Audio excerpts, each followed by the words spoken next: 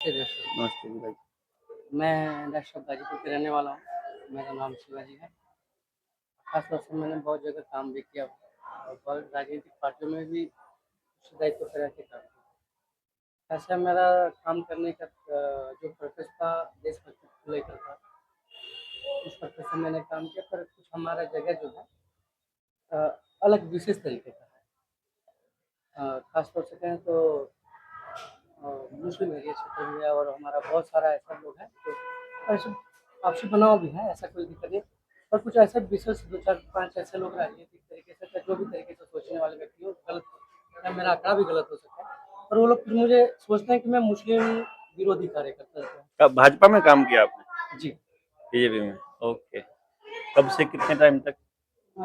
लगभग 2017 से ये 16-17 समस्या से। रहती है। लोग आरएसएस और बीजेपी में ज्वाइन तो करते हैं देशभक्ति के चक्कर में और फंस जाते हैं फिर उनके जाल में। लेकिन चलो, आपका हृदय परिवर्तन हुआ। आपको ये कैसे फील हुआ आपको कि आपका रास्ता बदलना चाहिए आपको? मतलब कब हुआ? मैंने 3 महीने पहले आपका एक वीडियो देखा था। अच्छा। जिसपे था रुपए मूल्य का मापक या शोषण का साधन। हाँ हाँ। और उसके बाद कोरोना वैक्सीन को लेकर तो मैंने सोचा कि जिस जगह से मैंने काम किया वहाँ के लोग हमें ना बताएं। हाँ और हमें ये दिक्कतें आने लगी। हाँ। जैसे कि कभी-कभी हार्ट की भी। तो कहना नहीं चाहता था, परिवार के लोग अगर देखेंगे तो दिक्कत होगी। पर बता देता हूँ, हार्ट का प्रॉब्लम मुझे आ रहा है। हाँ। लगभग ये 6 महीने से आ रहा है। 6 महीने से ऊपर से आ रहा है। तो मैंने अपने परिवार में किसी को नहीं बताया है। तो इस विषय को देखते हुए मैंने अभी भी कभी दिक्कत होता रहता है। आपने बताया कि हमेशा दर्द होती है हाँ, इधर। बॉडी में पेन रहेगा। तो ये सब होता रहता है। मुझे ज़्यादा दिक्कतें आ रही हैं, तब मैंने आपका वीडियो देखा। इस वजह से मैं सोचा कि जिसके लिए मैंने काम किया दिन-रात, लगन रह के किया, बिना निस्वार्थ किया, इसकी वजह से आज किसी ने नहीं बताया, आज आपने बताया। इस विषय को देखते हुए मेरा परिवर्तन करना पड़ा। और मैं चाहता हूँ कि मैं अपने गाँव समाज के लिए, अपने परिवार के लिए, अपने पूरे समाज को लेकर चलें, कैसे चलें? जो लोग हमें मानते हैं अपना दुश्मन या विरोधी मानते हैं, उससे कैसे प्रक्रिया। देखो, आपने ना सबसे बड़ी बात मैं आपको बताऊं, सबसे मुश्किल काम होता है कि अपने किए हुए को पब्लिकली एडमिट करना। मतलब इसके लिए आपने जो काम किया है ना, कि आपने ये एडमिट कर लिया कि जिन लोगों के लिए किया उन्होंने तो कोई साथ दिया नहीं, अनजान आदमी ने साथ दिया, उसने दिखाया, और अब आप डिटॉक्स भी हो जाओगे। और रही बात हिंदू मुसलमान का कचरा, तो ये लोग फैलाते ही हैं बीजेपी वाले, और आपने भी ये कचरा फैलाया इनके साथ लग के, और आपने इसको मान लिया कि अब आप इसको बदलना चाहते हैं। सबसे बेस्ट तरीका क्या है? आप एक बार बीइंग, अभी तो आप बीजेपी में ही हो, अभी तो आपने छोड़ा नहीं है बीजेपी को। सोच रहे हैं त्याग हाँ, देने का। त्याग पत्र भी मत दीजिए, उनको निकालने दीजिए, उनको निकालने दो। वहां रह करके आप ज्यादा स्ट्रांगली बोल पाओगे। बीजेपी का कौन सा पद है आपके पास? ग्राम संयोजक, सेक्टर संयोजक है? सेक्टर शक्ति संयोजक। शक्ति संयोजक। तो मान लीजिए आपका शक्ति संयोजक एक पद है। अगर आप प्रेस कॉन्फ्रेंस भी करके बताते हो कि शक्ति संयोजक ये बात बोल रहा है कि जो जो चीजें हमारे साथ हो रही है उनका जवाब सरकार को देना चाहिए, पहला पॉइंट तो ये हो गया। क्योंकि देखो, रह वहां दुकान पे खड़ा होकर के उस दुकान की बात बताएगा, वो ज्यादा ऑथेंटिक लगता है। और फिर पार्टी ने निष्कासित किया ना, पार्टी सबसे पहले तो आपसे रिटर्न में मांगेगी ना कि आपने पार्टी विरोधी काम क्यों किया, तो उसका जवाब दोगे ना आप बढ़िया सा। वो जवाब हम दे देंगे आपको लिख के कि उनकी क्या क्या उन्होंने गलतियां की है, चाहे योगी ने करी हो चाहे मोदी ने करी हो, वो बताएंगे। अगर ये नहीं करना है, मतलब स्ट्रांगली नहीं करना है, पद में रहते हुए नहीं करना है, ये आपके ऊपर है।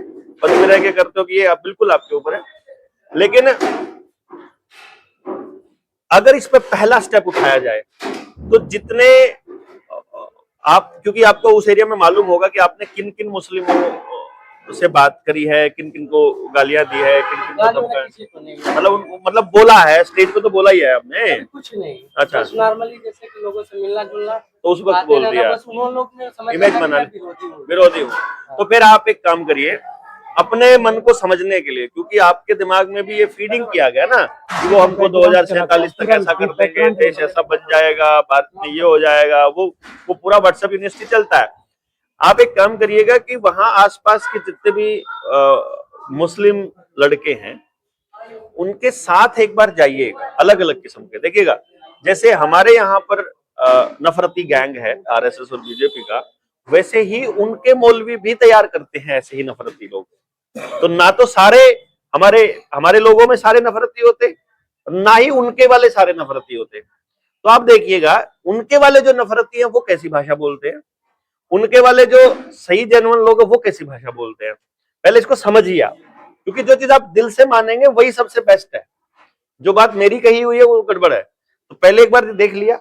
अगर आपको ये लगता है कि वहां पर भी मतलब अच्छे लोग भी हैं, अब उनके साथ आप चर्चा कीजिए कि तुम ये सब चीजें क्यों करते हो। जो वो कहते हैं ना, मतलब उनके बारे में, हमारे बारे में, कुरान के बारे में, आयतों के बारे में, यहां तक कि खुद वेदों के बारे में भी गलत प्रचार यही लोग करते हैं।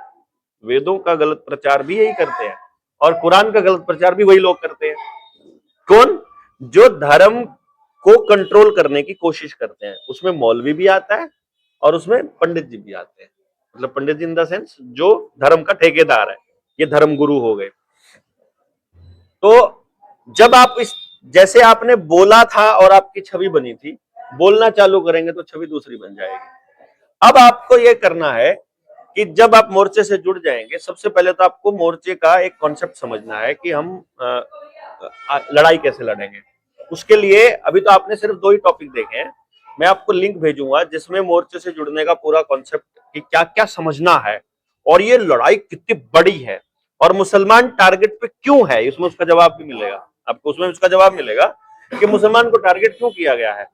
अब फिर मुसलमानों से बात करना वो समझ लेने के बाद, और फिर देखना कि एक्चुअली मुसलमान को टारगेट इसलिए किया गया था। और इन लोगों का सबसे बड़ा डर, यहूदियों का जो सबसे बड़ा डर है, मोदी तो बाप बोलता है ना यहूदी को ये वो बोल रहे हैं कि इजराइल जो है बाप लैंड है और हमारी मदर लैंड है। वो बाप, उसने तो बाप ही मान लिया, तो वो उसको अपना बाप मानता है। ये बात मैंने 4 साल पहले बोली थी अपने वीडियोस में कि इजराइल सारा कुछ कंट्रोल कर रहा है। उसको जब आप समझेंगे ना, तब आपको मेरे से पूछने की जरूरत नहीं पड़ेगी कि काम कैसे करना है। ठीक है ना। दूसरी बात, हमको काम करना है सोसाइटी के लिए, ना हमें एंटी हिंदू, ना हमें एंटी मुस्लिम, ना हमें प्रो मुस्लिम या प्रो हिंदू बन के काम करना। हमको एक इंसान बन के काम करना है।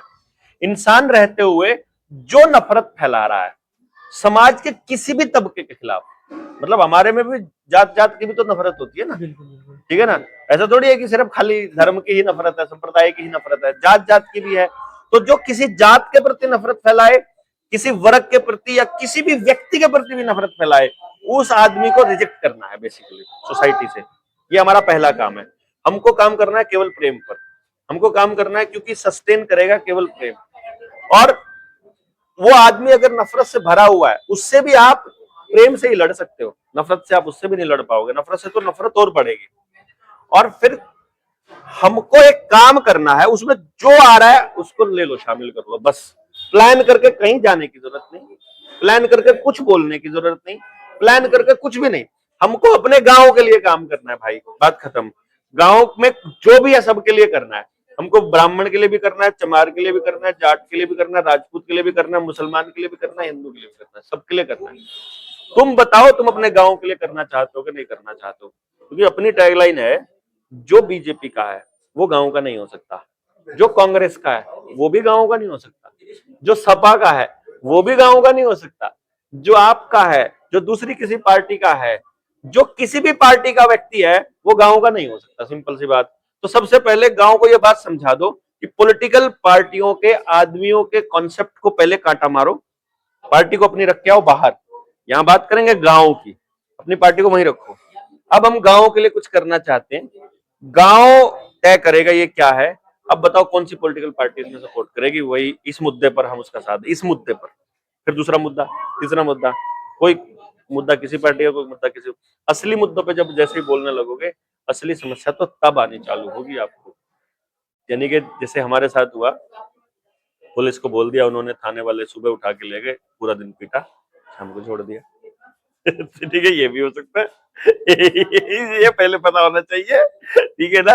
और यूपी में तो स्पेशल टास्क फोर्स है। ये पहले मन में तैयार करना है कि भाई हमको सच की लड़ाई लड़नी है, सच के लिए बोलना है, भले ही रिजल्ट क्या निकलेगा। और अगर आप सच की लड़ाई लड़ेंगे तो आप हमारे उन 1000 योद्धाओं में तो शामिल हो ही जाओगे। बच्चे की पढ़ाई की, बच्चे के रोजगार की और परिवार के पालन पोषण की गारंटी जनता सरकार मोर्चा लेने वाला आने वाले टाइम में जो उस लिस्ट में शामिल है, जो सोसाइटी के लिए दिन रात काम कर रहे हैं और निस्वार्थ भाव से कर रहे हैं, उन 1000 लोगों का पहला स्टार्टिंग का हमारा बैच बन रहा है। तो वो हम तालकटोरा स्टेडियम में 23 मार्च को हम इकट्ठे होंगे ना, उसमें मतलब उसका अनाउंसमेंट और उसकी घोषणा हम लोग करेंगे। तो ये बहुत अच्छी पहल आपने की है, मैं तो ये कहूंगा, मतलब ऐसा लोग बहुत कम कर पाते हैं। आपने चैनल को हिम्मत करी that- सब्सक्राइब कराएं, अपने मित्रों से सब्सक्राइब कराएं, शेयर करें।